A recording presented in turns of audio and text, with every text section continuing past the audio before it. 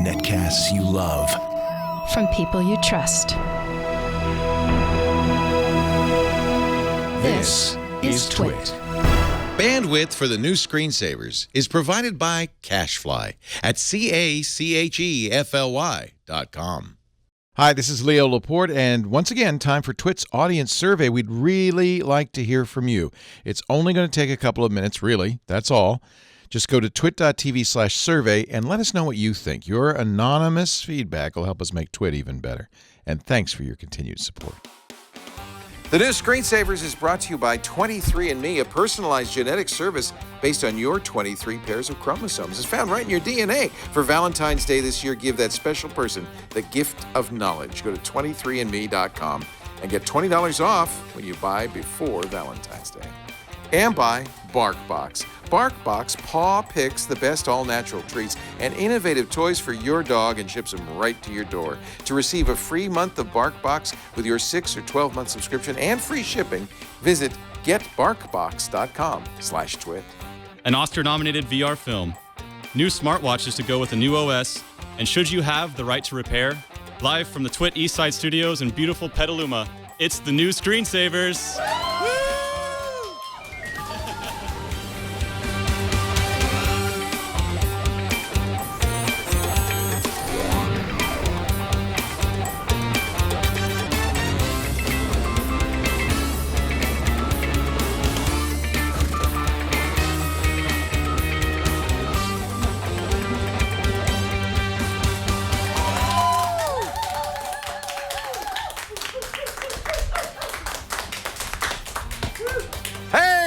Screensavers, I'm Leo Laporte. I'm Florence Ion. Oh, that flow. Is your real last name Ion? Always and forever. That's wild. Was your dad a chemist?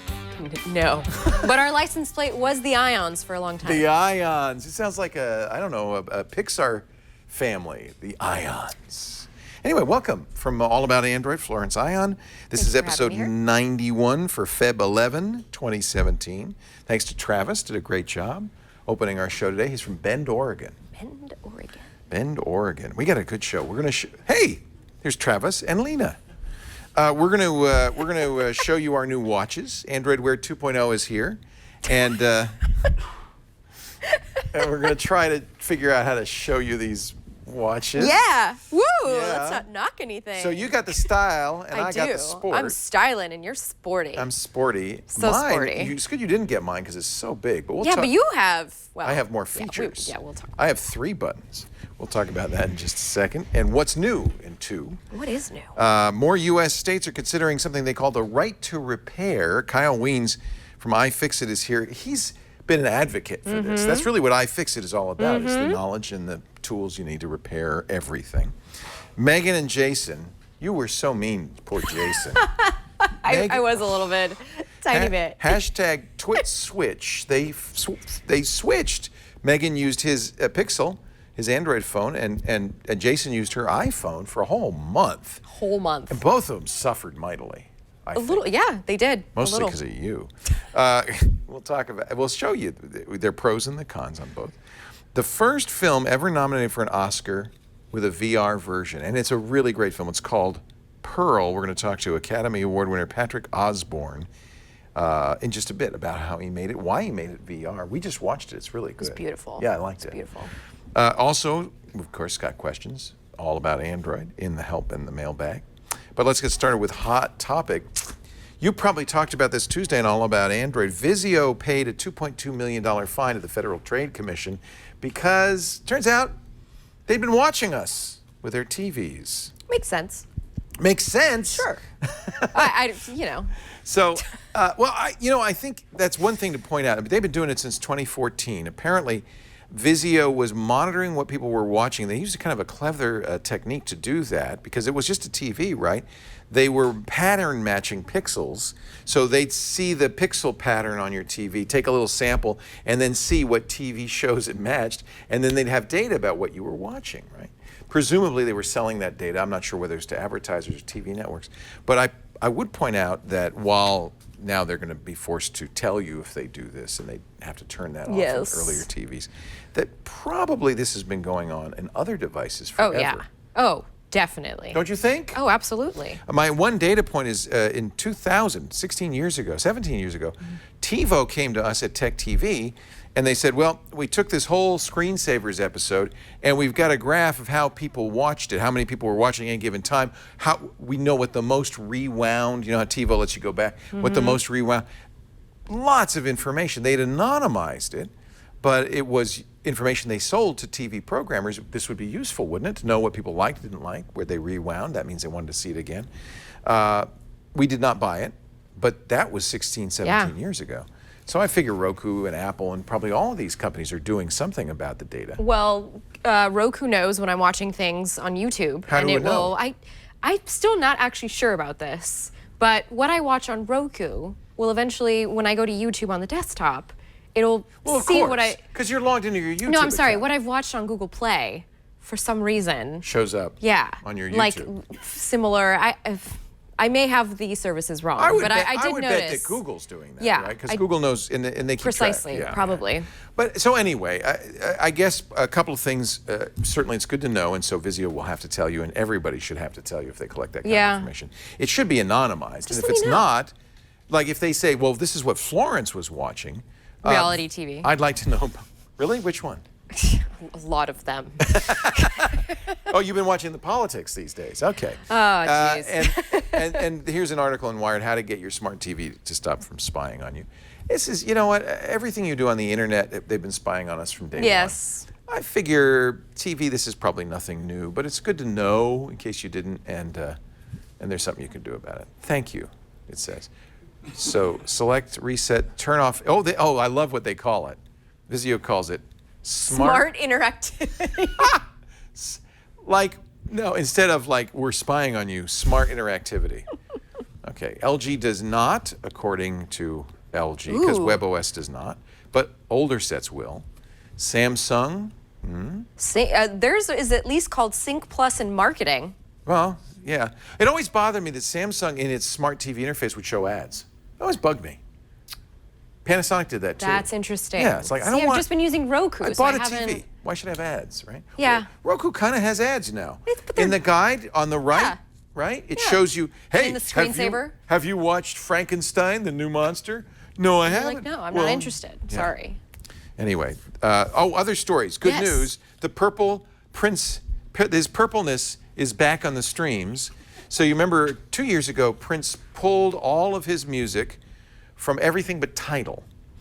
But after his passing, the rights to his R.I.P.. stuff, R.I.P., yeah, we love Prince, reverted to a company or his estate who then sued Tidal, saying Tidal had copyright infringed by playing songs from his back episode, and then the estate negotiated with Universal to expand distribution. So the estate obviously has different agenda than Prince did. They didn't honor his wishes. So now, starting tomorrow, coincidal with the Grammys, right?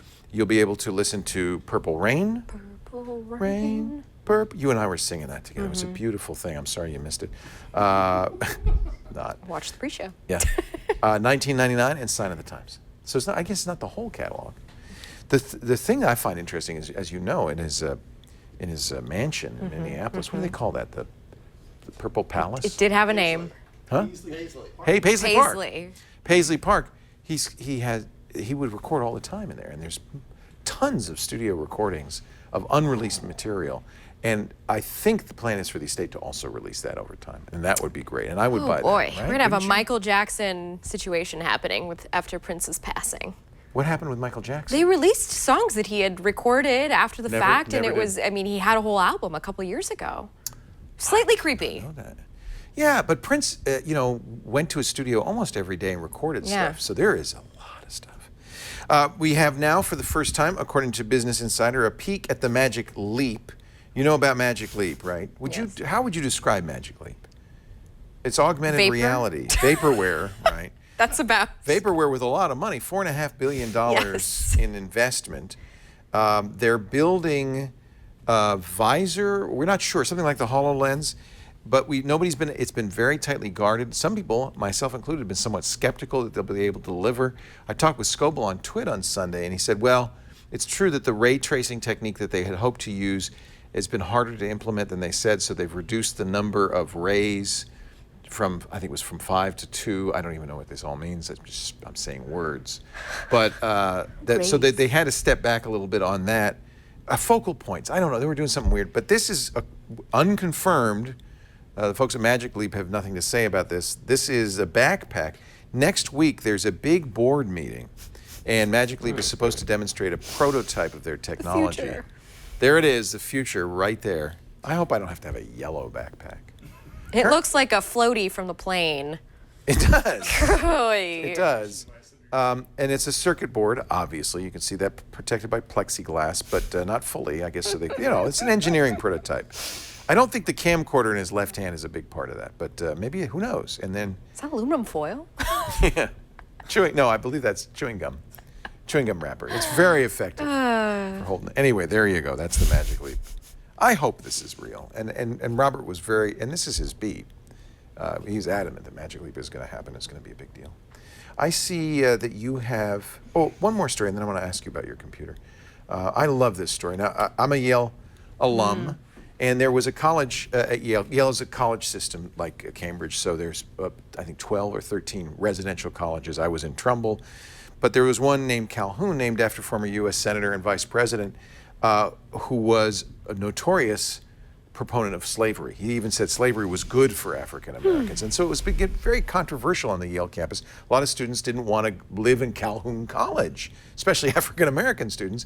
Last year, the Yale Board of Trustees decided not to rename the college. They said this is the history of the college.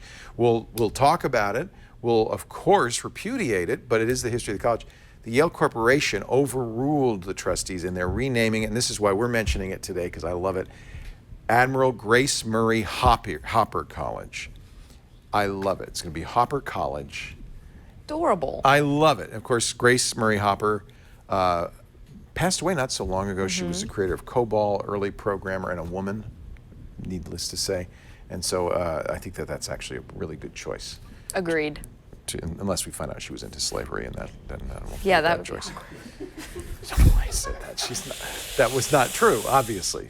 She was, people often say she was the first person to use the word bug because in her notebooks from the 40s, she has a moth taped to the notebook, and she says, the first incident of a bug in our software. I know. That's kind of amazing. See if you can find that image. It's a really great image. I love that. But in fact, the word bug had been used for hundreds of years before that in Jacquard looms and programmable looms and things like that. As a programming error was called a bug. So she was making a play. There it is. She was making a play on it. Oh my goodness. She thought it was kind of Scotch-taped. funny. She says, first actual case of a bug being found. It was a moth in one of the relays. She had a sense of humor too. Anyway, Grace Hopper College. Finally, you have a new laptop. I do have a new laptop. I haven't debuted it all about Android yet. This is my new Chromebook. You got the Asus. Asus Flip. Show it flipping. I should know its name. It's the R300. Anyway, this is why I got it, because it does this. It's almost 13 inches. I mean, 12.5 inches. Okay. It has Android. I'm touching this right now. It's not doing anything, surprisingly. It's touch on the other side, though, right? Touch on the other side. 360-degree hinge. 2.6 pounds. Nice. Not too bad. About the same as a MacBook Air. Of course, the power of Chromebooks at your fingertips. I right like here. that. And all the Android store. 4 gigs of RAM. There Intel it is, the C302. Core M3, which is their mobile Very processors. fast. So I just bought a very similar one from Samsung, the You Plus. Theirs is an ARM. They have a Plus and a Pro. The Plus is the ARM version, and the Pro is the M3 version. But I thought I'd get the ARM version just to see what battery life is like. What's the battery life like on that? It's pretty good? Well, I've actually only had it for a day. So it's brand new. I'm starting my journey. I mean, next week I'm keeping a diary and everything. Like this is my first Chromebook I've ever used. I've never used a Chromebook before this. What? I know, and I've been covering I'm Android. very curious I know, what I you know. think. I'm a huge fan. I was very skeptical when they first started. In fact, I got in a debate over with Sundar Pichai back when he was running Oh my gosh. Chrome OS down at the Google campus. I was at an event, and I said, Sundar, this is crazy. This is when they first came out. This is crazy. Why would anybody buy a computer that just has a browser? You've got the browser in any other computer. Why would you buy that? He says, no, and he was very patient, did not yell at me. No. He was very impressed. Extremely gracious person. Very gracious. Yes. And he explained it. I still was skeptical. I've come around. And For now it has schools, Android apps. Yeah. This is a great choice. And what I like seeing is high quality. This is all aluminum. It feels like a MacBook. It feels good. It does. And it's less than $500. It is. Yeah. And Although, probably does everything you want it to do. I bought it off some third-party seller who charged a little bit more because they were sold out on Amazon. This was sold out on Amazon. That's all right. You got it. It's brand So, new, right? I can't wait. Anyway, you'll see me using all about Android. I'm excited. I'm excited for this new journey with my new laptop. I can't wait to see what you think. On the line right now with his old friend Kyle Wiens, of course, co-founder of iFixit.com. iFixit considers itself the repair manual for the internet for everything from your Chromebook there to McDonald's Happy Meals. They sell the parts, they sell the tools. Hi, Kyle. Hi, thanks for having me on. Always a pleasure. So I think you must be encouraged by a trend. We're starting to see states, Massachusetts, Minnesota, New York, Nebraska, Kansas, and Wyoming, but although I imagine more will come along, with legislation defending your right to repair. What is the right to repair, and how has this become a movement? Yeah, well, this all started with the auto world. Back in 2012, Massachusetts passed an auto right to repair law. And the idea was that local shops and consumers would be able to have access to manuals, schematics, and parts that they didn't have access to otherwise. Massachusetts actually put it on their ballot, and people voted, and they said, hey, do you want to be able to take your car to a local dealer or a local independent shop to get it fixed instead of the dealer? And 87% of Massachusetts said yes. And so since then, a whole bunch of folks have been working on expanding that from cars to everything else, particularly electronics. Rightly so. I mean, you own it. Why shouldn't you be able to fix it? Who's against this?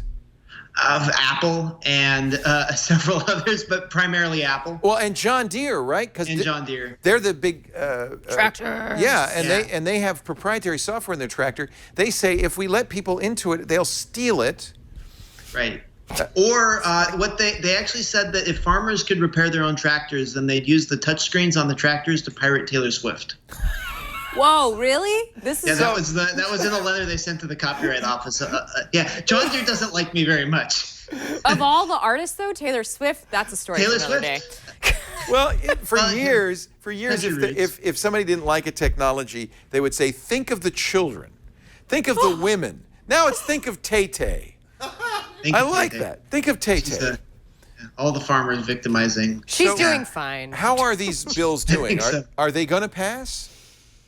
We don't know. So this is purely a factor of are the legislators going to listen to the people? Are all of us going to be vocal enough? So in order for this to work, people need to call and write their legislators. Unless it's a really visible vocal issue that lots of folks are calling about, it's not going to happen. Right. In general, the folks in the legislators in the legislatures don't understand technology as well as we do, so they don't understand how important this is. It's up to us to kind of share that with them. So why is this only specific to a couple of states? Yeah, I noticed. why is it California? Yeah, I noticed California wasn't on the list. Well, let's do it. I'm in California. It totally comes down to what legislators are interested initially. The nice thing is all we really need is one state to pass it, and it's one of the requirements is, hey, put information online about how to fix things. Well, if Massachusetts does that, it will work for the rest of us as well. Right. So we really only need one of these states to pass it, not all of them. So if you're in one of the states, Massachusetts, Minnesota, New York, Nebraska, Kansas, or Wyoming, write your member, your state legislator, and say, I want this. Please vote this. And if you go to iFixit.com, you've got a whole article on your blog there. In fact, you've even got how to find your legislator, how to write to them, what to say to them, and all of that stuff. And we've got a pretty nifty thing, so you can punch in your address, and it'll kind of prompt you to write a letter, and then it'll send it to them. Okay. But we also have a phone call widget where you can punch in your phone number and your zip code, and it will call your cell phone and then connect you to your representatives, and it'll connect you to each one, so you don't have to make the calls. Do both. Do both. Do both. Yeah. Why not? While you're at it. Couldn't hurt.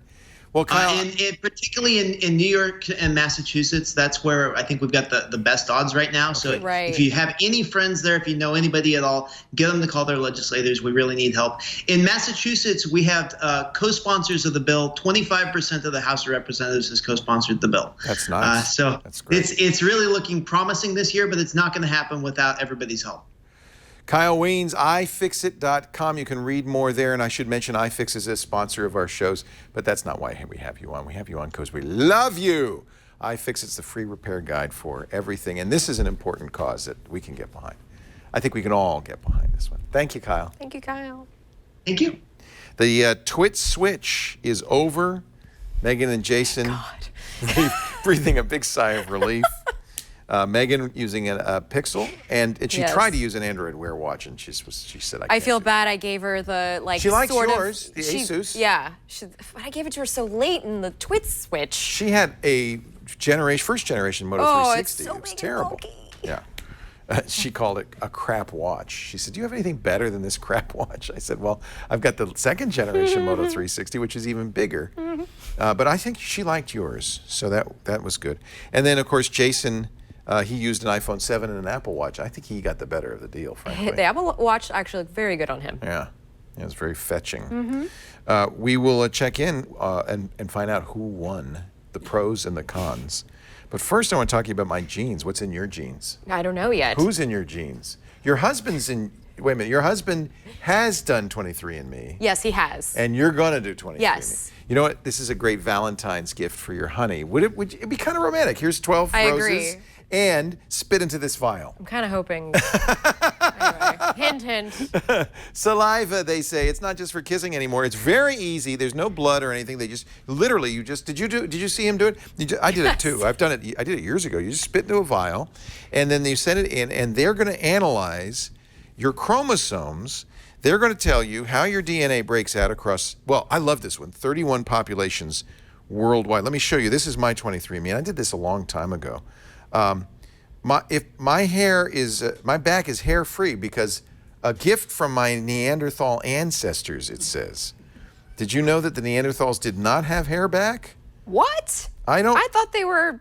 I mean, you hear Neanderthal. You think they were hairy, that, right? Hairy person. Well, so I have 265 Neanderthal. This is kind of cool, Neanderthal variants, but that's a low number. That's a low number but among my family and friends, I'm in 5th place for the Neanderthal. Oh, okay. Neanderthal gene. But this is the one I really like. If I go back a little bit, these are all the reports. I mean, you can find out traits about wellness, about what disease you might be more likely to get. But I love the ancestry report because I can see my ancestry composition. And what's really fun is I can see it going back through the generations. So in my first generation, I'm 39% British and Irish, okay? But as we go back in time, there's French and German. And if I go all the way back to the 1780s, Scandinavian, Italian, I have one of my ancestors, and they say most likely 3rd great-grandparent, 4th great-grandparent, or 5th great-grandparent, maybe 6th or 7th, who was 100% Ashkenazi Jew. Probably born between 1690 and 1810. I know. I don't have this genealogy information, but it's fascinating to see this information, isn't it? Wouldn't you like to know this about yourself? I really do. See, they got a great business because basically it's all about you. Well, who wouldn't want to know all about you? So here's the deal. We're going to get you $20 off for Valentine's Day. Oh, I got to show you one more thing that's really cool. Let me go back to my reports. If I can also find relatives. Yes, and it found a second cousin who's almost based on genes. Now, they have 1 million people who've done this, so it has to be matched up against other people who've done 23andMe, right? Right. But based on genes, here it is, DNA relatives. Oh. They found 1,364 relatives, but the closest one is a second cousin who has the same last name as my grandmother. So I'm pretty sure that's true. They didn't know my grandmother's last name. They did it purely on genetic analysis. Isn't that amazing? So blood donors. Blood donors. Right? Like I could go to them if I needed blood? We're related. Anthony, second cousin. And then it goes back a little farther to, and you can be anonymous in this, by the way. You totally get to choose how private your information is. But what would be great is to get your whole family to do this. And certainly to get your spouse involved, get your parents involved, get your kids involved. Isn't that cool? 23andMe, true genetic analysis. You'll have access to all the reports available, as well as trait reports, carrier status reports, wellness reports, and you can download the database. That's really important to me. You can get the entire raw data database as well. So as we get more information, you can do some analysis on it. You now have this information available to you. You just supply your saliva sample from home. You mail it back to the lab. They give you a kit with 65 online genetic reports. People are going to love this. What a great Valentine's Day gift. 23, the number 23, and me.com, and it's $20 off, but you got to buy it before Tuesday, before Valentine's Day. Even if you don't make the deadline, still do it. It's one of the coolest things I ever did. 23 and me. So was Jason kind of complaining this whole time that he had to use these iPhones? No. He liked them. I was complaining about him bringing the iPhone to all about Android because the phone that he had on the show wasn't on the latest, wasn't on Nougat. So sometimes we had problems anyway, I was mostly yanking his chain. Wait, so he kept, wait a minute, now this is news to me. He kept some old Android phone around so he could bring that to all about Android? Yeah, the Axon 7. Oh, that's terrible, Jason. Well, it had I can tell you right 6.0 now, on it. I could tell you right now, Megan Maroney did not have some iPhone lying around, so she went whole hog. Oh, dear. And she suffered, by the way. She suffered. Let's find out. Here is a little bit of there's a lot more you can watch on YouTube, but here's a little bit of how it went with the hashtag #TwitSwitch. We've undergone a whole month. We're different people. We were so innocent back then, a month ago. Man, things were so different a month ago. Yes. Yeah. Yeah, you spent a month with the Pixel. I have spent a month with the Pixel, and I would say really never underestimate the ability to customize the apps on your home screen. I like to have things where my fingers are. On iOS, if you want something in the top left corner and something in the top right corner, you have to fill in the spots with other stuff. Because it all kind of shifts over. Yeah, you're right. Yeah. That kind of makes it more difficult. And that's really frustrating. But with Android, I really have enjoyed just putting things exactly where I want them, exactly where my finger is going to find them when I need them. I also liked Google Assistant. She was just overall better. And I say better in the sense that I could say things my way. And she wouldn't understand me every time, but she would certainly understand me a lot more than Siri. And I think one of my favorite things was the Daydream VR. And I'm not huge. Didn't see that one coming. I know. I'm not huge into VR, but this is stuff that you just can't do on the iPhone. I enjoyed it. There was a game that I downloaded called Labster. It's not really a game, but you get to pretend like you're in a lab and you walk around inside and you have to clean up messes. Well, I have to check out this game. And of course, finally, the back button. I really liked having a back button, and I will miss that. One of the top things on my list is just a general sense of cohesion, of fluidity with the interface, animations, visual splashes. 3D Touch was one of those things that I did not expect to make any sort of impact whatsoever. I figured it was just going to be a throwaway function.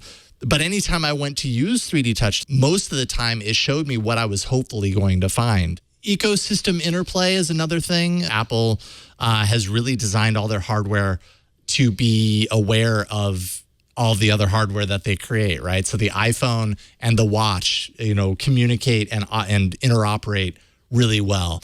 I really liked portrait mode in the camera because that I would say about 2/3 of the photos that I took were in portrait mode because the more I used it, the more I got those really nice kind of blurred background, sharp foreground. And then I think just in general, I really appreciate iOS's and Apple's approach to updates and just the fact that everybody gets updates more or less right around the same time. I really wish we had that on Android, and it's something that I long for. All right. I'm worried to hear what you did not like what I didn't like. If you don't like to hear people complaining, just mute me. Messaging was my most frustrating aspect of the past month. iMessage works, and I don't blame Android for this. I blame Apple because they make iMessage a closed system. I even deactivated my phone number before I switched, and I still wasn't getting messages. It was people would send me a message, and then they wouldn't see, but it would say it didn't go through, but they would never look. That was frustrating to me. I love iMessage, and that's where my people are. That's where most of my people are, and I will be excited to get back to my people. battery life. I know you liked the quick charge. You like the quick chargeness of the Pixel, but that's not my habit. My habit is to go all day and charge all night, and I never worried with the iPhone 7 that I'm gonna run out. So what was frustrating, just in general, the change and the chaos of it. I want my phone to be, it's just a dependable piece of hardware. It just works, and having to figure out how everything works. I know I can go into the file system. It's just a settings away. I can go in there, I can tap other, I can look at all the files on my Android phone, and wouldn't that be amazing? I don't want to do that. Well, as far as some of the things that I kind of ran into with iOS on a somewhat regular basis, just a general sense that things take me a little bit longer on iOS than they do on Android. A notification on iOS, you have to swipe it over and then tap to clear it. Sure, that's only 2 things to get rid of it, but on Android, I love that I can just go and get rid of 7 notifications. Second would have to be Siri. With Google Assistant, you can give a voice command, and there's a certain syntax that it's looking for, but Google is smart enough on the back end to take what you said and convert that into the proper syntax and then give you the answer for that. And I felt like with Siri, if I wasn't asking exactly the right question or phrasing it properly, or if I just didn't know that that's not the kind of thing that Siri gives you the answer for, then I would end up with a web search. Oh, widgets? Android has had widgets for so long, and it's more embedded into the main home screen that you're constantly interacting with. On iOS, it's like, we've got widgets, we put them over there, whatever. And there's this little bar over on the side, and you can get to them, and kind of messy, I guess. But in general, I think and I mentioned this again yesterday on iOS Today, just a general lack of control over everything, which I'm very used to having on Android. I'm very used to being able to control a lot of things that go deep into the OS, and it's just part of how I use my phone. Overall, I'm really happy that we did the switch, because at least for me, selfishly, I wanted to understand what iOS is like, and I felt like the only way that you do that is you live with it for a while and you see what it's all about. Would you ever do that? Well, see, Jason had a good point, because I don't know where the iOS perspective comes from anymore. I haven't used iOS since the 4S. It's hard because I force myself to use both, as well as Windows and Mac, as well as Linux, because I feel like I need to be, but it's hard to be kind of fluent in all the same. But I think the most important observation Jason had was on iOS Today, and it's one I agree with, that really it's personal preference. There isn't such a huge difference that you're majorly disadvantaged in either direction. You should use what feels good to you. And basically, if you want Apple to choose settings and defaults for you, the iPhone is a better choice. It's for people who don't want to mess with their phone. If you like to mess with things, if you kind of like to tweak it, if you like to change it every day, then Android's great for that. But otherwise, the functionality is very, very we're at that point in time now where a lot of things are on the same level. But I that would portrait say, mode, by the way. you like that? I wish I had that. But we've seen that. I wish I had that. The Lumia phones, the Windows phones had that years ago. That's I mean, this has been around. There's nothing on Android that'll do that? Not really, I mean, there's an app, I'm sure, but I want it natively built in. The LG has dual cameras, and I presume that they would have enough information to do that. I don't know if they do. I haven't played with the G5 that much, but all right. I'm actually a fan of the Pixel, I have to say. And that's part of it is with Android, you have many, many hardware choices. She was using the best, in my opinion, the best of the Android choices. So she wasn't experiencing Samsung or LG or any of these other companies. She was just experiencing Google's pure flavor of Android. She didn't even use a third-party launcher, I don't think. I've come around, by the way. She did. Did she? She had mentioned on All About Android this week that you had suggested she tried Action Launcher, and then Nova, I think she tried Nova. Yeah. I don't think. I use Action because of you. You said use Action, right? I have used it, yes, but I don't use it. No. I try to use default, whatever comes on the phone for my own research purposes. Yeah, we probably should use the defaults, but I would never do. Thank you, Jason and Megan, for putting your heart and souls on the line like that, and good job. You can see more. We made a whole playlist because they've been talking about this all month. It is a matter of heart and soul, by the way. You're very true about that. It is. It is. You know, it's like saying, all right, I'll try being a blonde for a month. No, just... Yeah. Well, not exactly like that. There's an entire YouTube playlist. You can watch all of their comments if you want to see more. With us right now, and I'm really excited about this, an Oscar winner, Patrick Osborne. He won in, when was it, 2012 for Feast? 2 years ago. 2 years ago. Patrick, welcome. Yeah. It's great to have you. Thank you. Great to be here, you guys. So an Thanks for having me. Oscar-winning director. You've done shorts before, animation before. What made you decide to do VR this time? Well, I'd worked on both Paperman and Feast at Disney, and during the tour with Feast at a film festival in Annecy, France, I met Jan Pinkava and Karen Dufalo, who are the creative directors of ATAP, which is a division of Google. And Jan Pinkava was actually a Pixar director. He did the Jerry's Game short, the short with the man playing chess back from the 90s.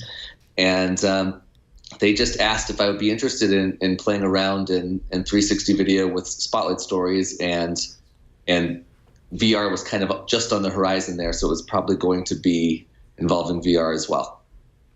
You remember Spotlight Stories, right? Oh, yeah. I think I got it with the Moto X as the first one I saw. And I was blown away. I thought, this is so cool. And I was wondering how creators would take to it. So, Patrick, how do creators take to it? Is it hard to work with? Is it fun? Do you like it? It's a challenge to give up the idea of the frame being in your control as a director. And, with the audience being able to move the phone around and kind of reframe the shot, you have to find other ways to get your fill of composition and make sure that the audience is actually seeing what you're wanting them to see. And it requires you to treat stories in a different way. And the story for Pearl actually came out of the challenge itself, where I thought I wanted to do cuts. If I was going to do a VR film, I wanted to use editing somehow.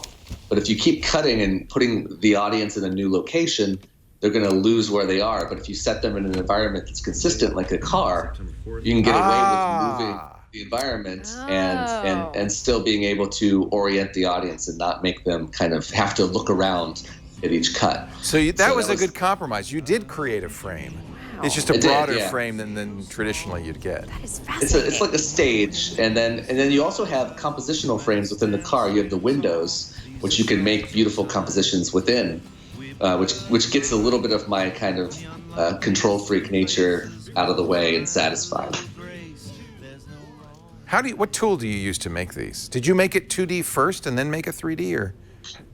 The storyboarding process is really hard because there aren't really tools for drawing on a sphere around you. I mean, Tilt Brush and Quill and some of these VR tools are starting to be that, but Photoshop, I would just draw a really wide storyboard. So it really ended up being a lot of Maya, kind of the typical 3D animation tools that I'm used to using, but done in a very simple way, so we could put them on the phone. That's you're seeing it right there, kind of the simple version of it.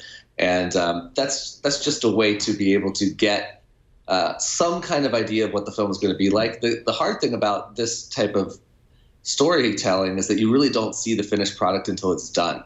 There's no way to really see it all together at one time, because the optimization is the final step, which allows it to play at full speed with the cuts actually working. So we had to work on very small chunks of it, get those to work, and hope that when we watch the whole thing, it was going to work out.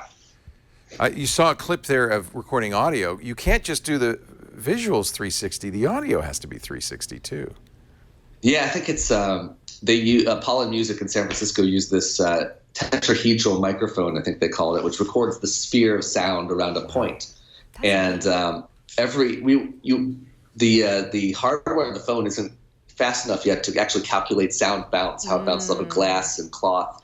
So we had to make sure that we were recording the song with the actor sitting in the right place and the windows up or down, or the car in a situation that matched the environment. Otherwise, you get a little bit of that. I think it's almost an uncanny valley effect where the audio and the visuals don't match, and you start to kind of feel dizzy and disoriented. We didn't want any of that, so that mic was required for that. And it really is a cool effect to sit in there and just, like, even if you close your eyes and tilt your head and you just hear how the sound moves around the car, it's 100% accurate, and it's really gorgeous.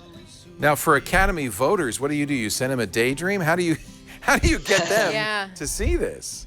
I went into the VR headset and I recorded a camera. So it was basically me watching the VR experience and recording video like as if through a phone. That's what we're seeing right now, in effect, right? Yeah, and we output, it's that. And we output that, those images, about 30 minutes of video to an editor, to this guy, Stephen Riley. We went over to Passion Pictures in London, and I sat with Stephen and we edited 30 minutes of footage down to the 6-minute theatrical film. So what you see in the theater is like a 4K render from a cell phone that is actually kind of edited into regular DCP theater format. Wow.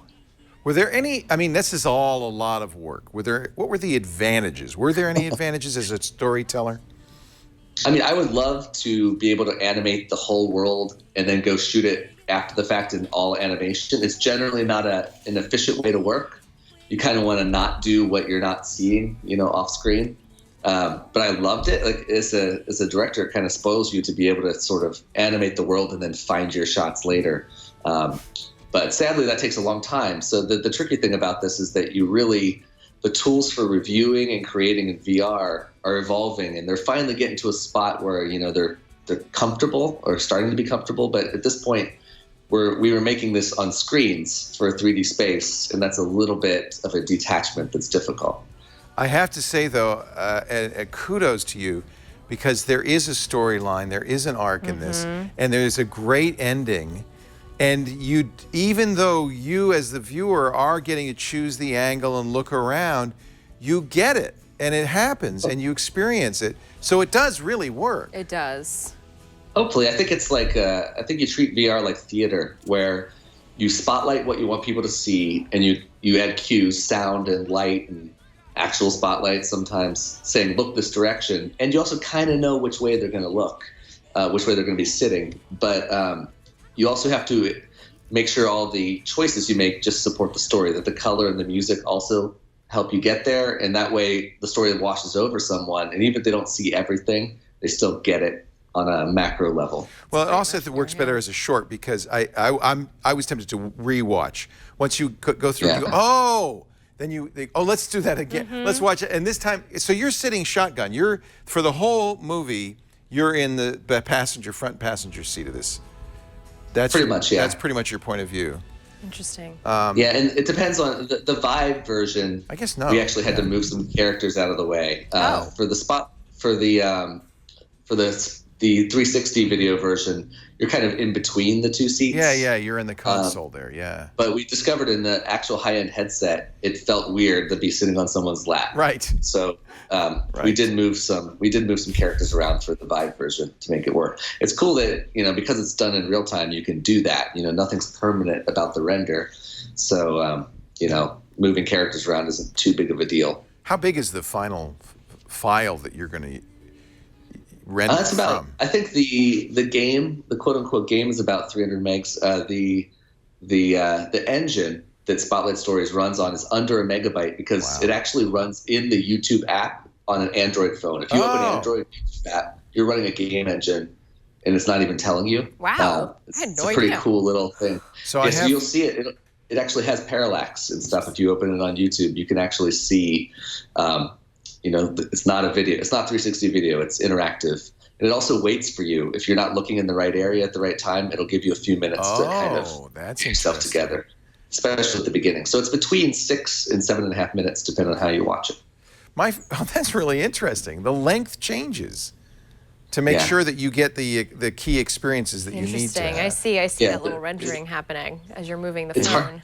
Yeah. It's definitely hard to do with music, but in the spots in between the verses, we can stretch a little. Of course.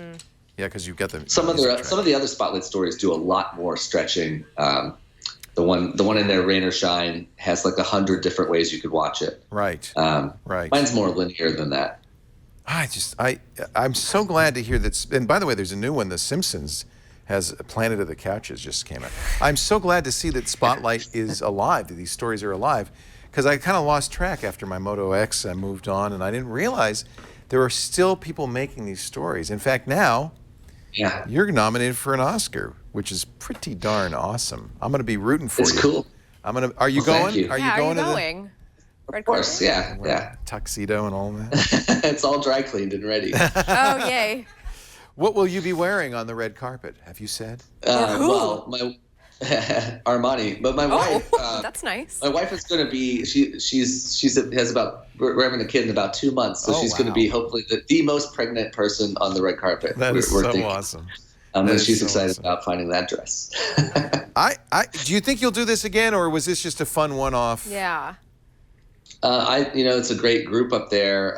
The cool thing about Spotlight Stories is there's a few artists, but you really bring your team. I hired people I was fans of on Twitter and on Instagram, and it's really neat to kind of, assemble that team that way. And we entirely, I live in LA and Google's in Mountain View, so a lot of our work was actually done over Skype and Hangouts, and you can really make a film that way now, which is kind of cool. People all over the world contributed to this.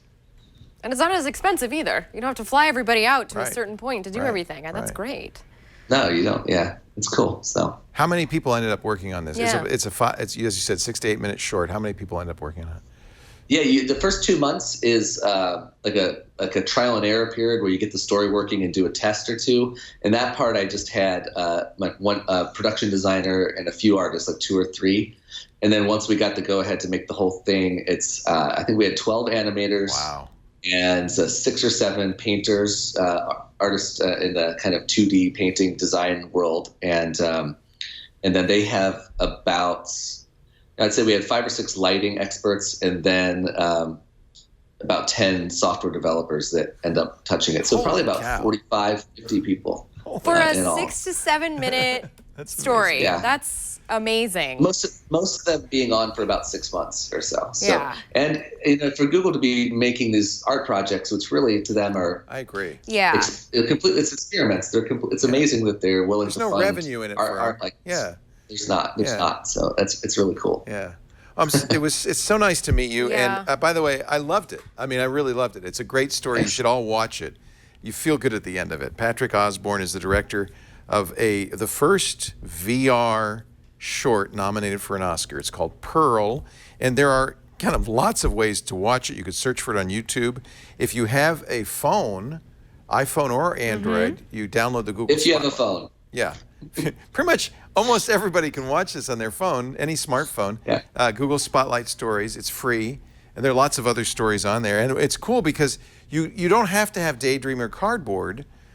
You can just move around the phone and look around. I really love that part of Spotlight Stories. In fact, that was my first experience of this long before the cardboard. Swiveling in a chair? Yeah, just going like yes. this. And I remember we were sitting in the old studio and I was trying to figure out how can I shoot this because I'm moving the phone all over the place. There was no way to show it. I just had to tell people to download it. It's also available on your HTC Vive if you want to get. Is that a much higher quality experience? As you said, you can't sit in people's laps. I think so. I think that's like, that's almost like experiencing a memory, and then the phone version is sort of it's like as if you were it's a little detached watching it from your phone. Yeah, it's a little different. It's a lot easier to move your head than it is to move your arms. I'm going to try it on the Vive then when I get home tonight. That sounds really cool. Hey, thank you. So nice to meet you, Patrick. Good luck at the Oscars. Break a leg. Thanks, Leo. I've been a fan of the show for a long time, so it's an honor to be on it. Oh, wow. All right. Cool. Well, I'll be, just think of me. I'll be watching you and rooting for you. When they say your name, I was like, yeah! Thank you, Patrick. All right, take care. Bye-bye. That's so cool. That is neat. I really, I really didn't, I thought, oh, this is cool, but nobody's going to do many stories because it's got to be tons of work. So I'm really glad to see more and more people doing this. They put that much work into Pixar shorts. 6 months. Yeah, you're right. And I imagine with all of this incubating, all this cross, you know. And Google pays for it. Yeah, exactly. I mean, that could be our future. We're just sitting in movie theaters with cardboard on our faces. I see us, I don't know why, but I see us in floaty chairs with big Slurpees and visors on, just like I believe that was also a Pixar movie. Oh, thank you. You're right. Yeah, maybe. Yes. On a cruise ship? Yeah, I think so. Hey, do you have a puppy?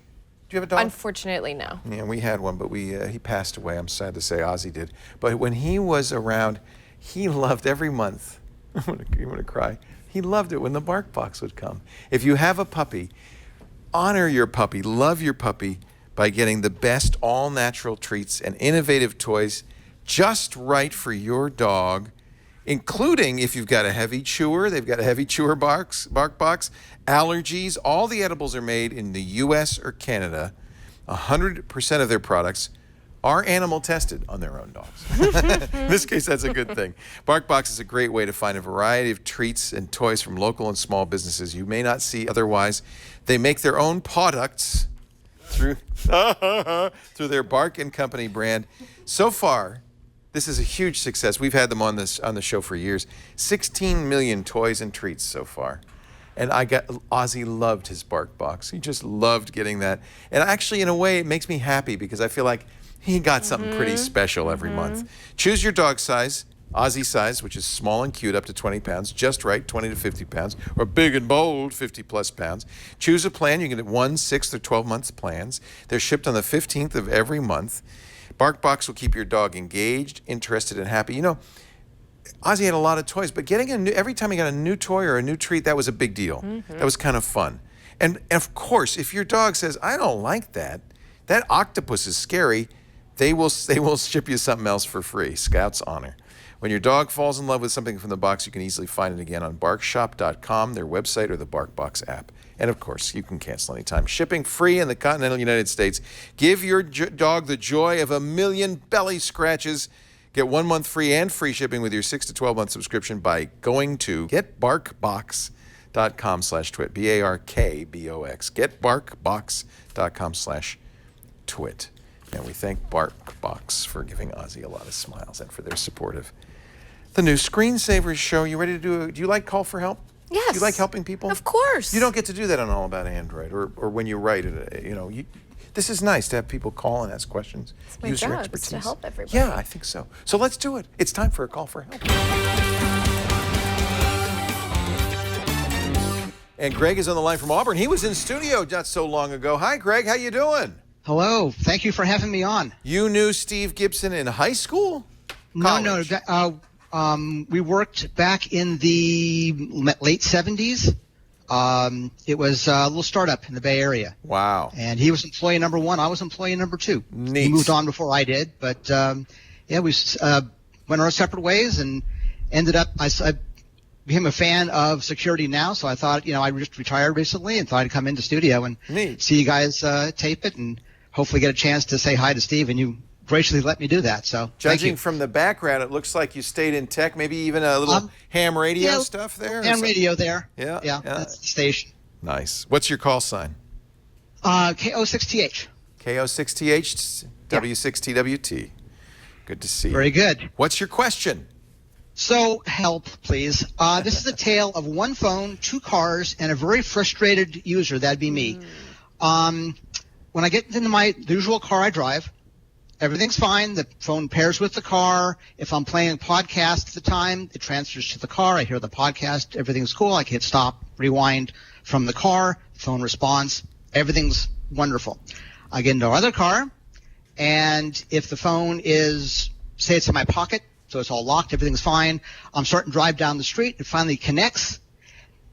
The music player invariably starts up and blares music at me. It's not what I want to listen to.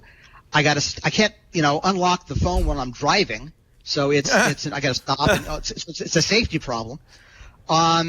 If the podcast is playing, it gets interrupted. The music player keeps coming on, and I just can't stop it. And so driving down the road, if I want to bring up Google Maps, right? I want to go somewhere. I got to turn the audio system on so I can hear it. The music player fires up again. But is it always playing the thing that you played last, though? Isn't it just launching what? It's very good at remembering where it was in that last song. The bright side. Which of course is, whatever it was.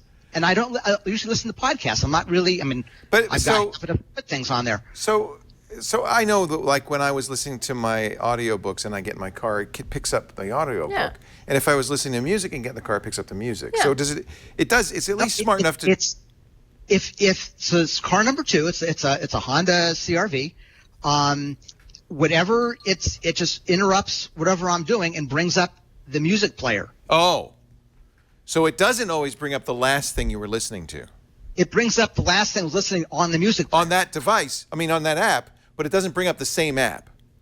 It brings up the music player always.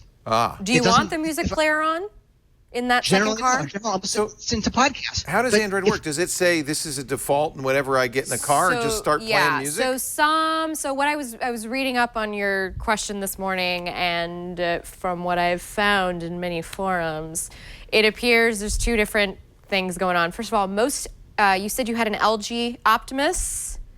Yes. F3Q. So most LG and Samsung phones will have this little like default. I'm just going to start playing when I connect to Bluetooth. So the way that I've gone beyond that to fix that is by unselecting media access from the Bluetooth profile for that particular Bluetooth. So that way, at least it won't like grab the music every time you get into your Honda. But does that mean I can't listen to music anymore? You can when you get into your main car, which I'm assuming is the car you drive every day. Yeah.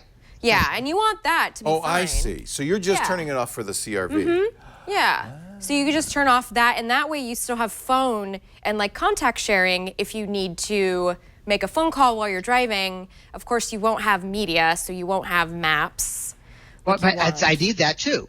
I mean, you're driving down the road, the car is not, I mean, it's not a noisy car, but it's not quiet enough that I can just have the speaker of the phone be all I need. Yeah, So and you're saying hands off the wheel, California law. There's per device settings in the Bluetooth settings that let you say use for phone audio, media audio, or contact sharing. So one way to do that is turn off media, but then you wouldn't get maps. Yeah. Oh, I wouldn't. No, because that's part of you wouldn't have maps come through the speakers. You would just have phone calls coming through the speakers. So that's kind of not the perfect solution. So is there a way to specify, like there shouldn't be a default app to launch, or is that something that's built into the phone or the car? Well, from what I read is that, so I have kind of an old car that it only does phone calls, so I've never really had this issue. It's never come up. Yeah, but apparently new cars will force the music app to play. Oh, that's terrible. Apparently Ford does this too. I'm sorry? Yeah. It's a 2013. It's a 2013. What about Google Auto? Do you have that installed? Android Auto. Android Auto? I don't have, no. Yeah. Car doesn't have Android Auto. So that might be one solution, and this is a new app that Google is now automatically enabling when you get in a car, when it's paired. Yes. And it has kind of specialized big buttons that that make it safer to use. And it turns on hot word, so you can use OK Google with any voice. Hey, that was mean. Sorry. It was a demonstration. Now, in the settings for this, can I choose what media players will launch? You can do that with Smart Lock. Okay. So that way, every time you get into the car, and then you can choose, and that way when the Bluetooth profile comes up and you connect to it, it'll automatically launch Android Auto, but you can only use Android through that app interface. My sense is if you have this on your phone, if you have this on your phone, that's going to override what the car is saying to do. You're in effect saying, no, I don't want my Samsung or my LG music player to launch. I want Android Auto to launch. And then within Android Auto now you control music, you control maps, you control everything. So it's a little bit, I think it's frankly safer. I mean, this is why Google put this in. In fact, this is one of the things that Megan loved about Android and wished that Apple did with its iPhone so this launches when you are attached to the Bluetooth that you've specified as car Bluetooth. You could even make it that only the Honda launches this. Yeah, that's also true. Oh. And then that way you could say, well, Honda, when I get in, you launch this.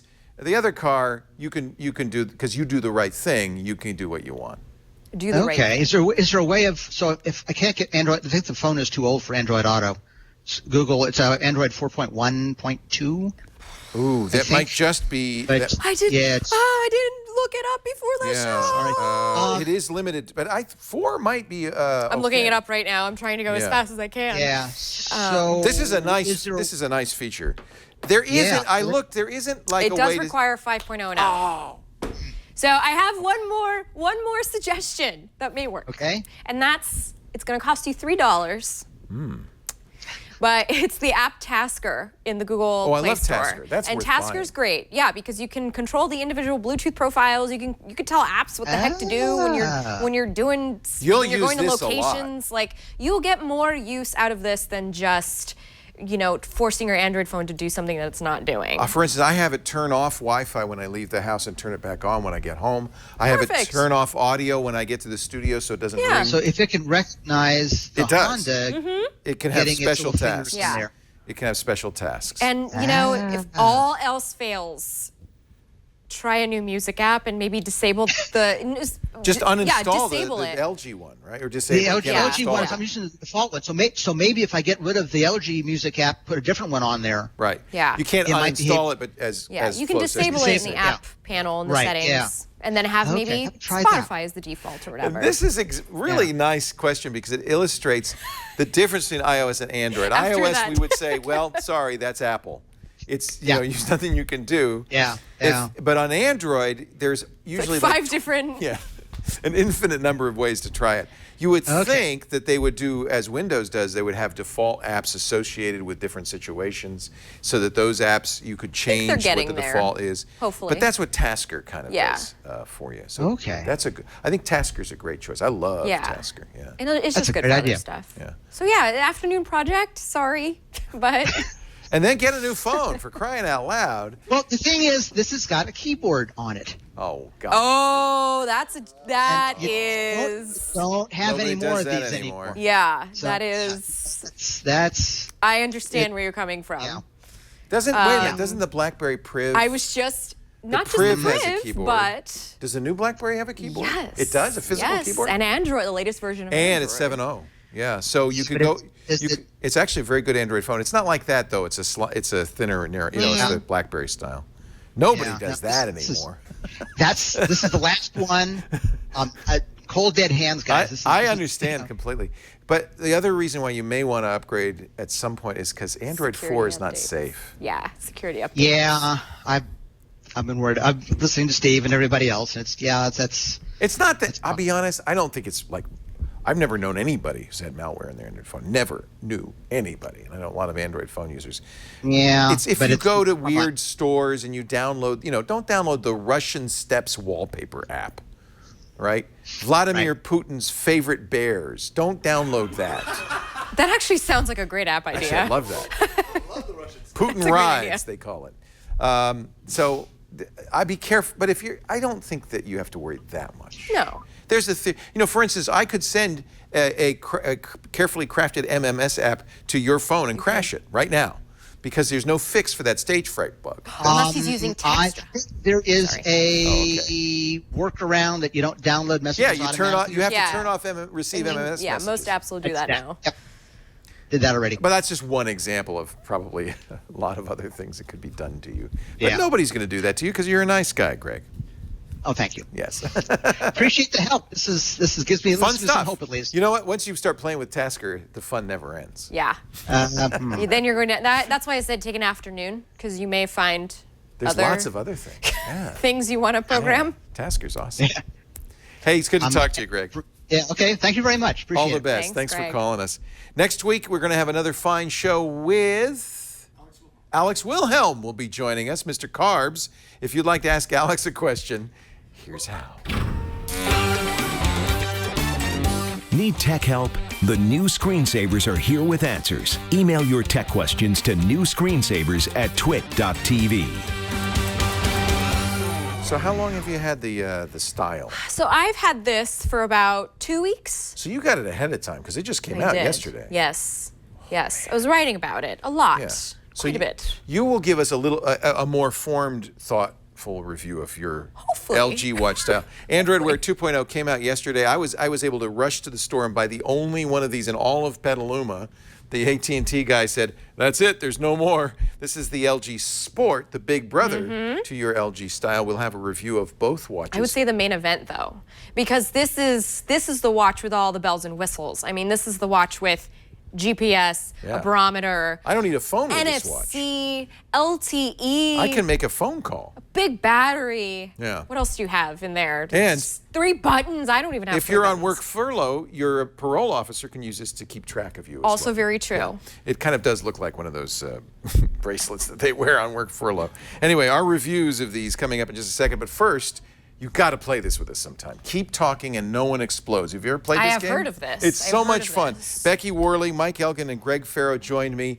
We're going to defuse a bomb, but there's a catch. Only one person can see the bomb, and only the other people have the manual. Watch. We're going to all die.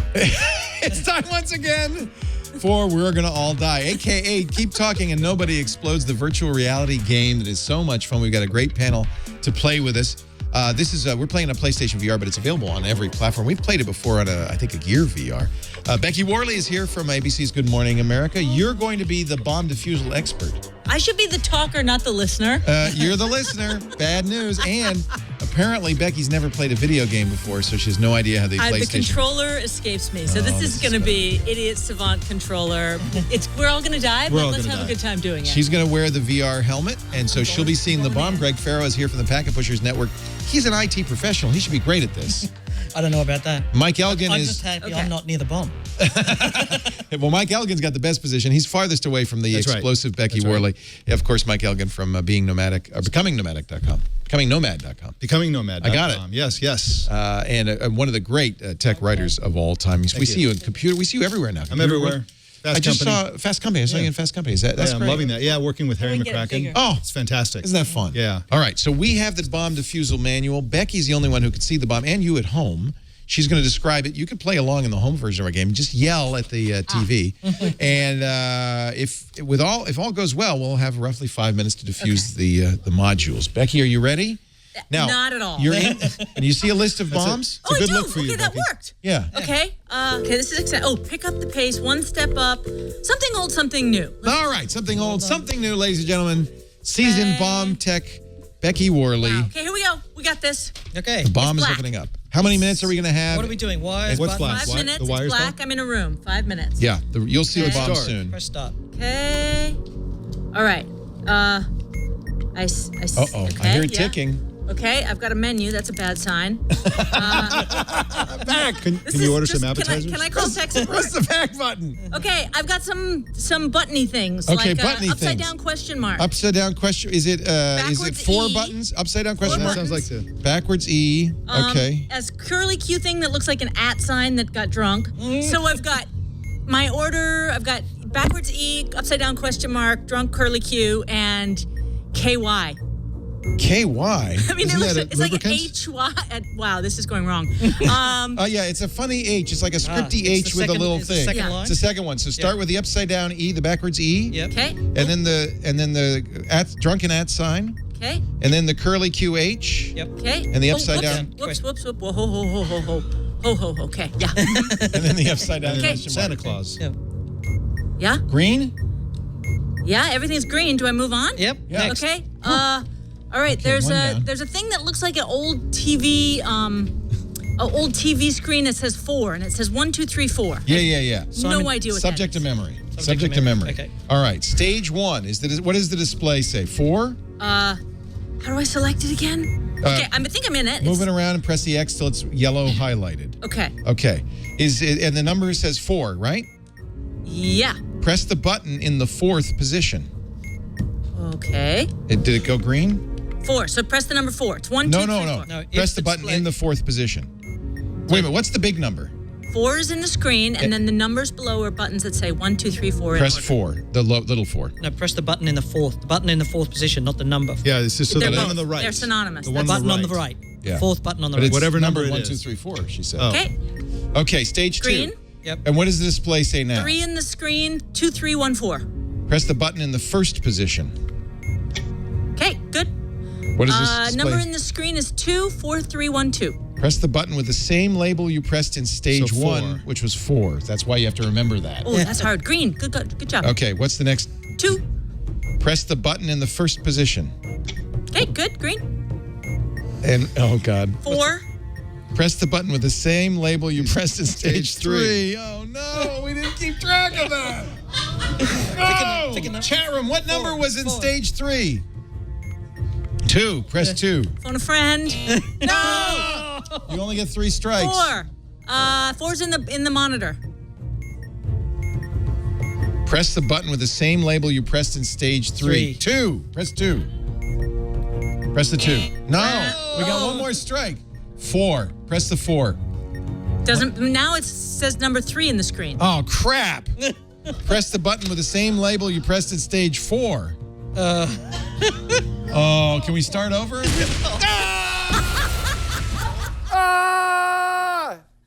That is painful to watch in replay. Yeah.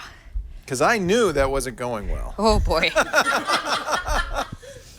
That is a fun game if you've never played it. Would you like to play it sometime? I think I want to play that at a party with all my friends. Well, it's a party when you play it here. It's fun. a fun party game. You can play it with your enemies here. Why play it with your friends? All right. We have more of those that we will record. Mike will be on, we got a great twit tomorrow. Mike will be here. And Liz Gaines from that, of course, Liz was for a long time at Recode and I think the Journal before that, but she's now at a new thing we've been talking a lot about called 60dB. Mm-hmm. And who else? Jason Heiner from Tech Republic. So I got my watch, the LG Sport. I bought this not knowing you were going to be here with the style. So I'm excited. We're going to review Android Wear 2.0. What is different about 2? What is different about 2? A lot of things are different about 2. It is very much a reimagined version of Android Wear, I think. You're still swiping around. It's 2 years old now. They've had a chance to not only have their own experience with the Android Wear watches, most of which have not succeeded so well, but they've also been able to watch what Apple has done. Yes, precisely. And some of this is in response to Apple. For instance, yours is rose gold. Ish. Rose gold-ish. It's not really rose, and I also don't understand why it's $30 more than the other LG watch styles. But whatever. Also detachable, customizable bands. Really awesome. These are actually, I would like to show you this because this is pretty neat, I think. This is something Apple does also with its bands. Mode watch bands. Look at that. Which Google has. You could just buy them directly from Google. They just snap on and snap off. The back, by the way, of the LG watch style, tiny bit cheapy feeling. Well, and I also have to point out it's lacking the sensors that we normally expect to see on an Android Wear watch. I'll show you mine. It has a heart rate monitor and all sorts of doohickeys just on there. A mic and just 2 mics, I think, actually. Which don't actually, sometimes they don't work very well with Google Assistant. Yours face is smaller, right? And this is 1.2-inch POLED display. And it's thinner. Look how thick the Sport is. But the Sport has both simultaneously more and fewer features. I can't change the band. That's permanent because there's antennas in it. In fact, this band is not flexible until you get to about here, which could cause... Genuine leather right here. You got leather, I got rubber. And you can replace yours, I can't.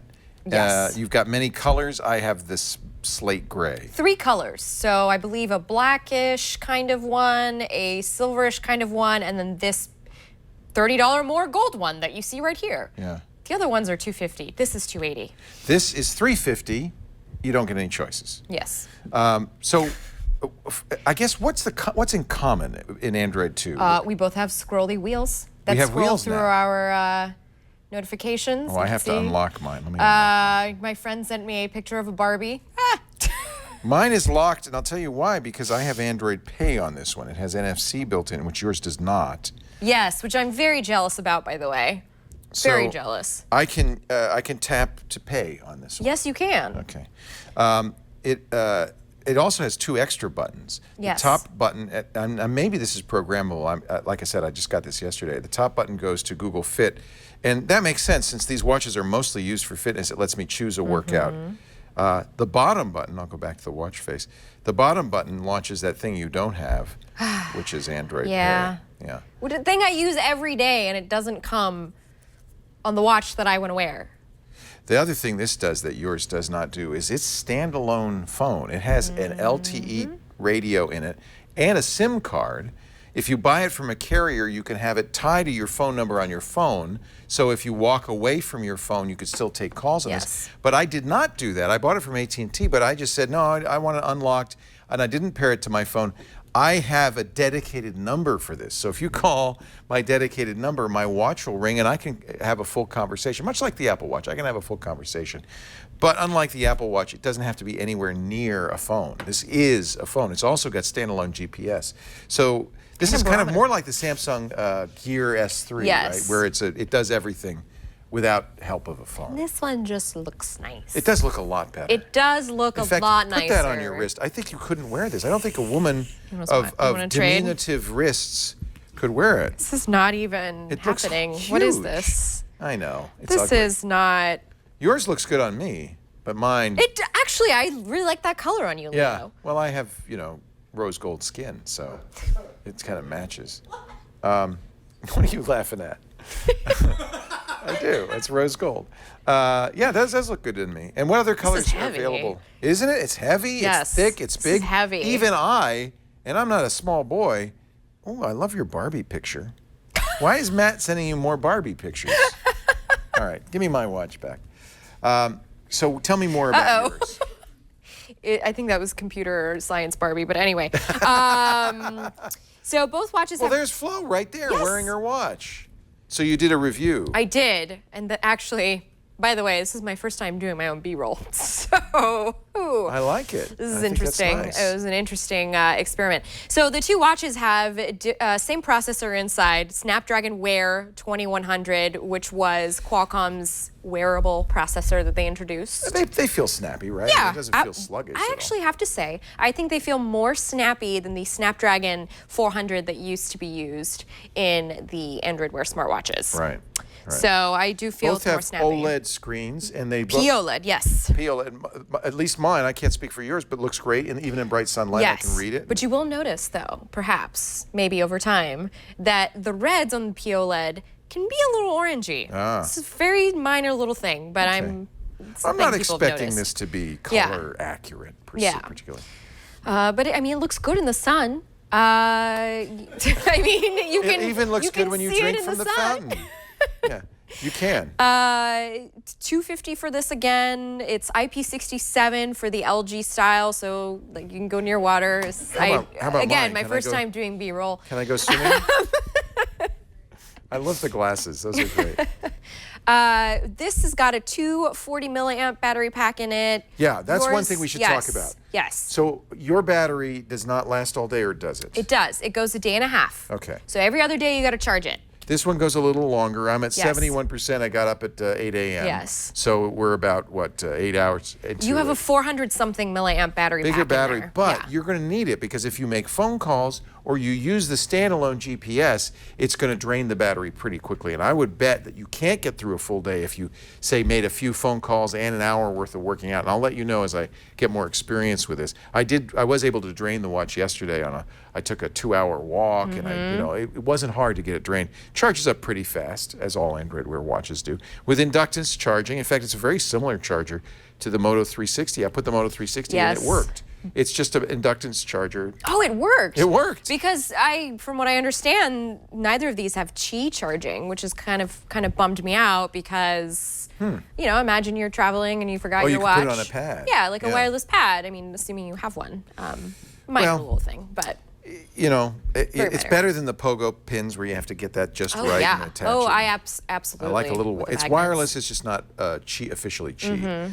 What else? The watch faces are new and different. Did you find one you like? They are, and I did. And the nice thing I like about these new watch faces is that we now have complications, which are these little indicator badges that you see here. And you can program in the watch face, and you can program them. So what I have mine is programmed as my appointments. On the weekends, I have none.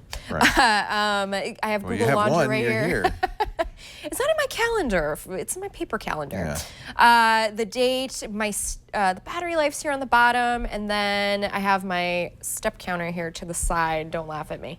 Leo, I believe you have a couple more than I do. Yeah, and I have to say a lot of them are really awful. This is terrible. It's too small and too busy. And so I'll show you the how one you can that's the program them. default with the Sport is really ugly. This is called Portions. And it's just got, but it has a lot of complications. So I have my calendar, I have how much I've been active, how many steps I've gone. There's the date, I could see the time in different parts of the world and how much battery life is left. Now, just like old Android Wear, when you slide up, you can see notifications. Oh, we have a flood alert I can have Google Fit. Here's a missed call, that kind of thing. So, and you can do this gesture. Boop. Every time you go like this. Which feels like Although to me. on me, it's hard. Yeah, it doesn't work too well on me either. Watches never fit my wrist just right. I got to say, and I'll be curious what you think, having worn the Apple Watch extensively and all of the versions of Android Wear since the beginning a couple of years ago, none of these watches are as attractive as real jewelry, right?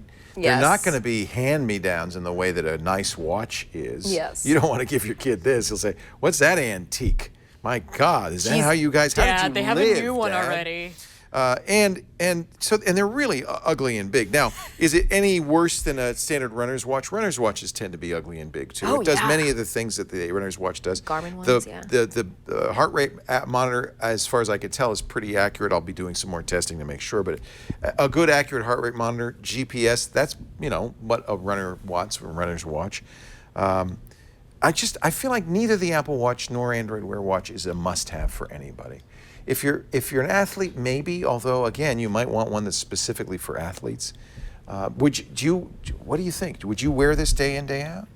I do, but I wear it as an accessory to my life. Look at that. That's ridiculous. Yes, and the keyboard. Oh my That's gosh, ridiculous. we forgot to Who's mention gonna do that? there is a tiny keyboard on Android Wear 2.0 because the voice recognition sometimes does not recognize you, so you have a backup, which is where you type it in. Now, I presume this is true of yours. You have Google Assistant on there, right? I do, yes. The new Google Assistant, the one that comes on the Pixel or with Allo, but it doesn't talk to you. It's very different. You talk to it. Yes. But then it shows you text. And it's not as fully featured. You told it chicken? No, I said take a note and it heard chicken. It's just, But I wish it talks to you. Something went wrong. That happens to me so many times. Yeah. And you don't get the same functionality that you would on a Google Home, for instance. That's Google Home, that's Keep right there. Yeah, that's Keep. Yeah. The Google Home cards are not as complete? Well, no, the commands that you could do with Google Home, they're not the same commands that you can do with the watch. So. Oh, I see with the assistant. So you could see like what's playing on the different Chromecasts in your house on your network, but if you want to ask it to start playing a specific movie from Hulu on the television with the Chromecast, you're going to want to ask the Google Home to do that for you. Yours looks really good. So. It looks like an everyday watch. It looks nice. Yeah. Now I'm running Google Translate here. Let's see how this works. I'm going to translate something into Spanish. Yeah, allow translate to record audio. How much is that doggy in the window? ¿Cuánto es? Now, it won't speak it, though, right? It's just going to give me the... yours has a speaker, doesn't it? Yeah, but does it speak it? No. It should. That would be helpful. I know. Wouldn't that be nice? Yeah. That way it could speak for you when you're traveling. Hablo...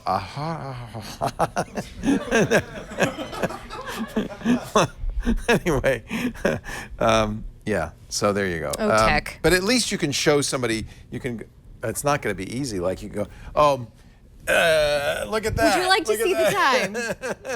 Let me awkwardly move And they're going to this way. step back from you slowly and say, thank you, senor. Bye-bye. Do you need to know the time? I'm not a big fan of this category, frankly. Smartwatches seem to me to be only mildly useful and mostly unattractive. Yeah, there's still no reason to buy one, except it's an accessory. It's plugged my allegiance to Android right here. Yeah. I'm wearing this every day. I don't think people will see that and go, what's that? They just think it's a watch, kind of a cheap watch.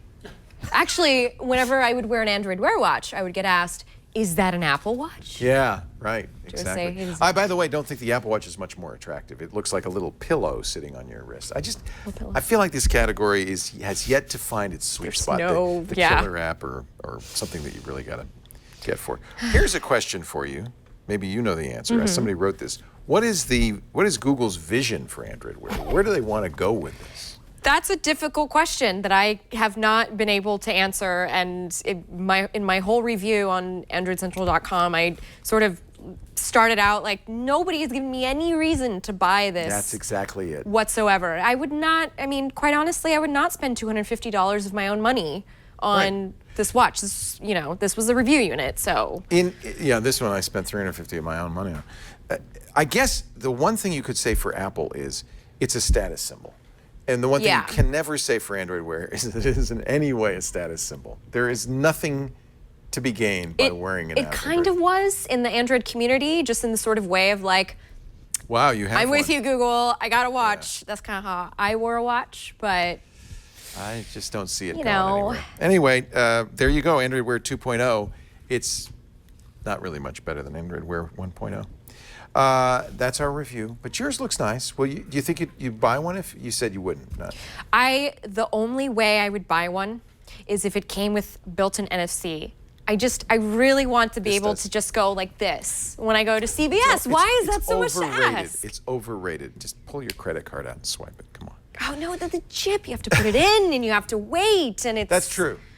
That's true. This is faster. I just want to get it and get out. And incidentally, they don't do this quite as elegantly. Apple locks the watch until you unlock the phone, and then it's locked as long as it stays on your wrist. Google doesn't have a mechanism like that, but you do want some sort of lock, so they offer a pattern lock, a password lock, or I chose a PIN code to unlock the phone. And then it stays unlocked, I guess, while it's on your wrist as soon as you take it off. Just like the Apple Watch, you have to re-unlock it.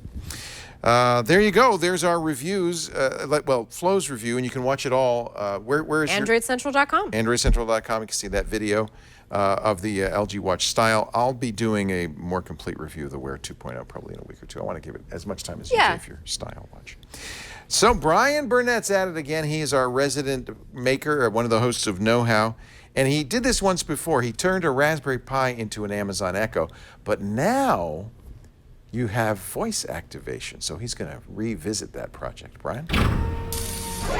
This is Brian Burnett, host of Know How. And last August, I built a Amazon out of a Raspberry Pi. It worked fine, but it was push button, and since then a new model of the Raspberry Pi has been released, the Model 3, making things much snappier. So I decided to revisit this project now that you can have voice activation and there's a faster Pi out. Gonna need a Raspberry Pi Model 3 or 2, I'm using the 3, a USB mic, an 8GB or larger micro SD card, a micro USB cable and power adapter, and a speaker. First things first, download the Raspberry Jessie OS and get that loaded onto the SD card, and then you're gonna need to sign up for an Amazon developer account. It's free, and once you've done that, you'll navigate to the tab and then the voice services. Next, you'd want to register product type and then device. Now you'll want to name it. So under your security profile, it will say security profile ID, client ID, and client secret.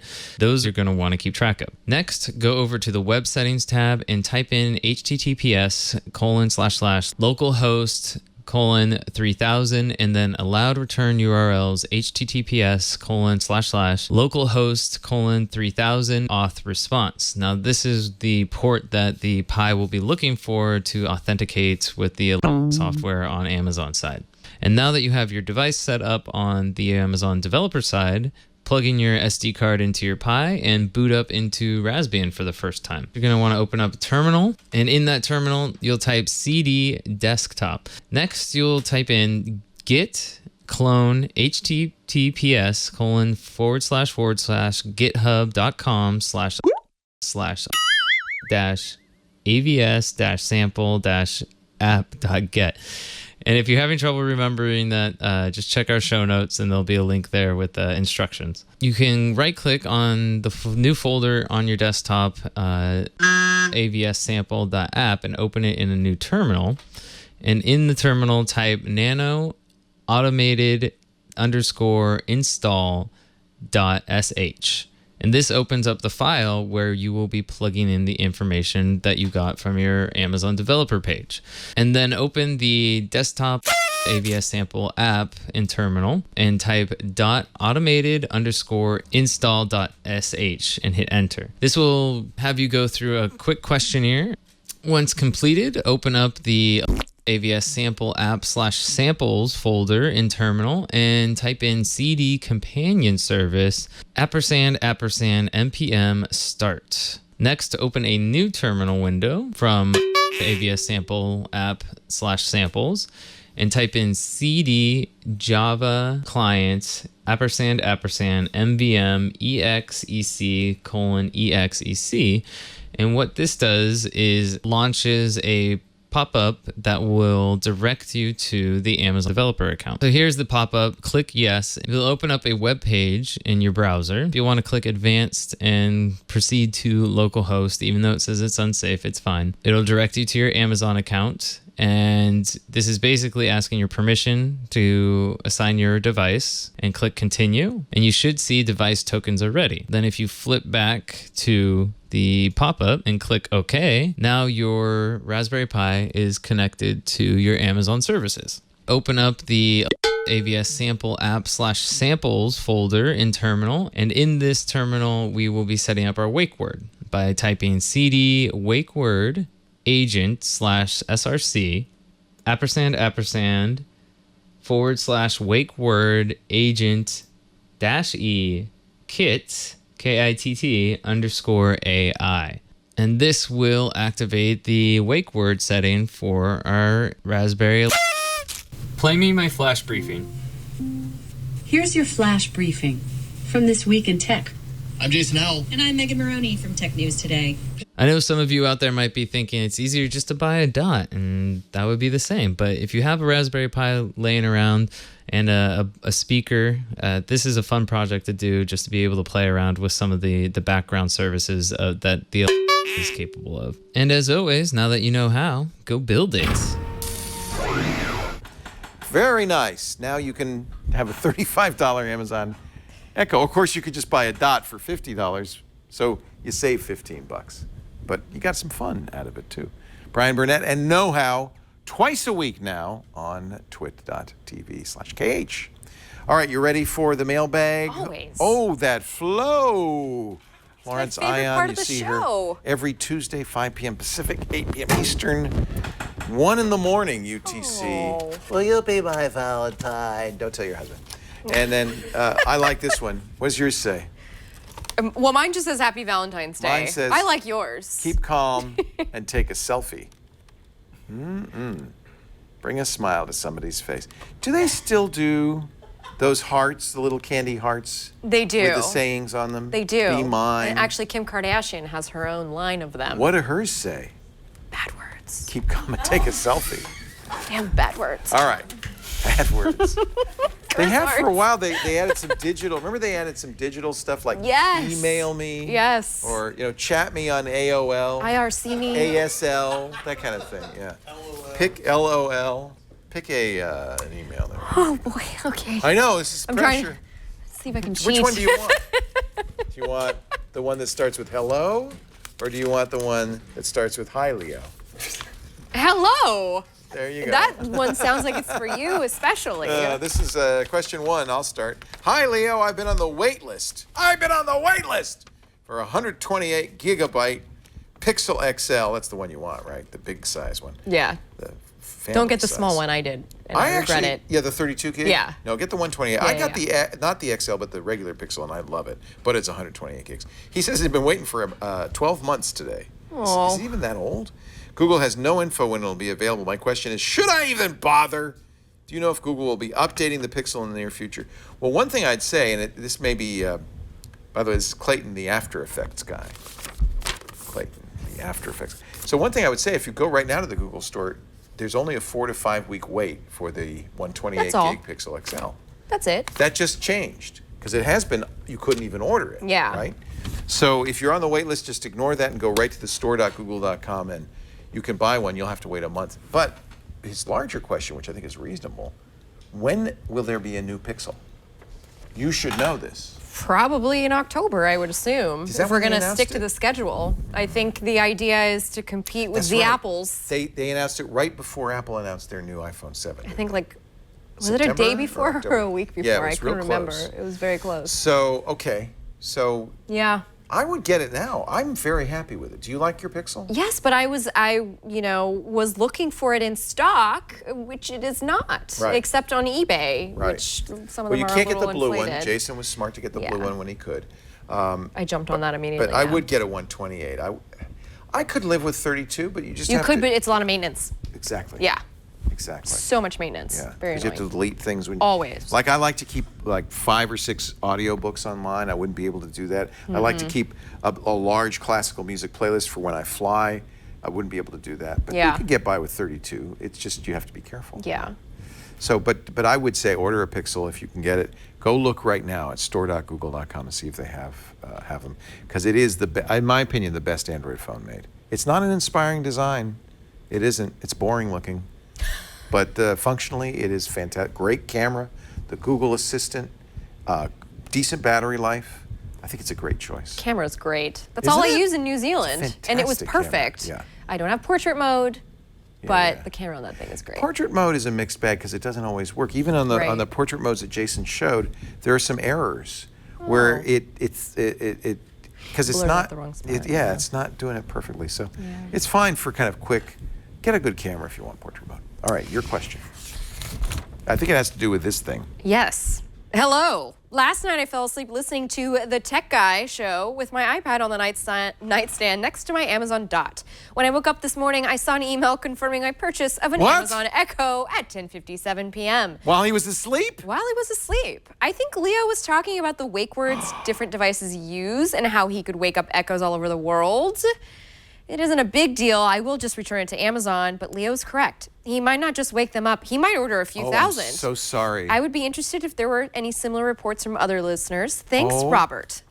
Do you think Robert was like unhappy? And I'm sorry, Robert. Maybe he kept it. Maybe Robert actually kept it. Didn't he say he returned it already? Well, maybe he changed his mind after he wrote it. Who knows? Gosh, I'm sorry. We try to make that rule, and that's why in Brian's piece with all the sound effects, not to say trigger words is very difficult because even though it's called an Amazon Echo, here it is, everybody calls it by its colloquial name. Of course. The name of the lady. You want to personalize your... So we're going to bleep this out on the recorded version, but on the live version, you might want to press... Cover your ears, little Alexas. Press the mute button, the little red button there. That'll make sure that it's not listening when I say, buy an Echo.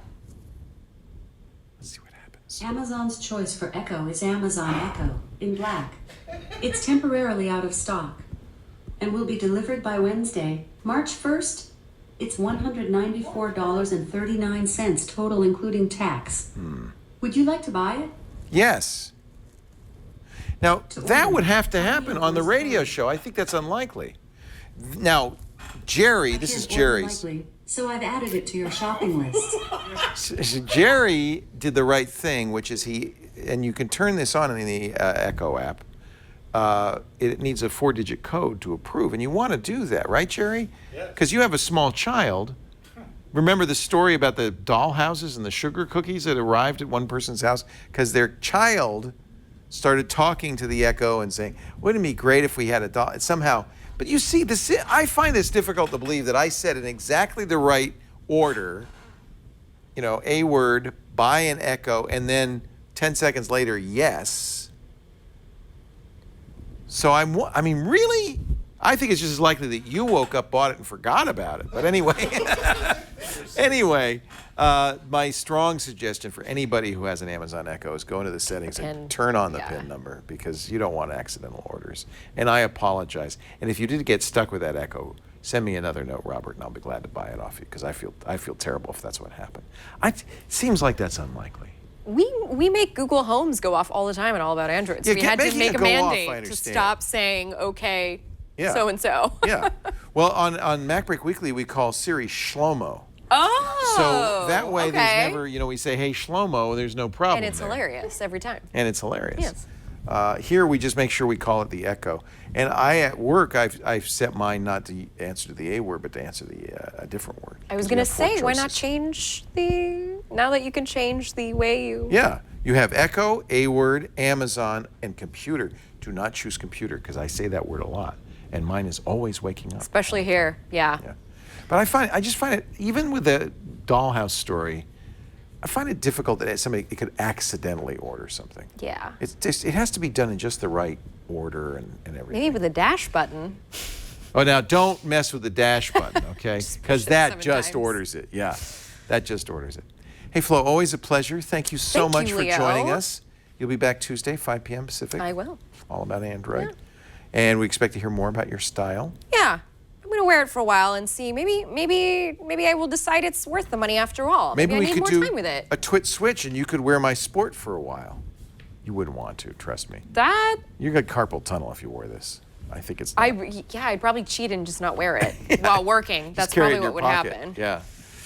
Thank you, everybody, for joining us. We do the new Screensavers every Saturday afternoon, 3 p.m. Pacific. That's 6 p.m. Eastern Time, 2300 UTC if you want to watch live. You can email us like Travis did and Lena. And they're from Bend, Oregon, so they made a special trip. And just email tickets at twit.tv. We'll put out a chair for you. And by the way, this is just a few more days left in the Twit survey. Actually, it's not true. There's like 3 weeks, but I want some urgency here. So if you haven't yet done it, I just got a tweet from somebody who said it didn't take very long. Took a couple of minutes.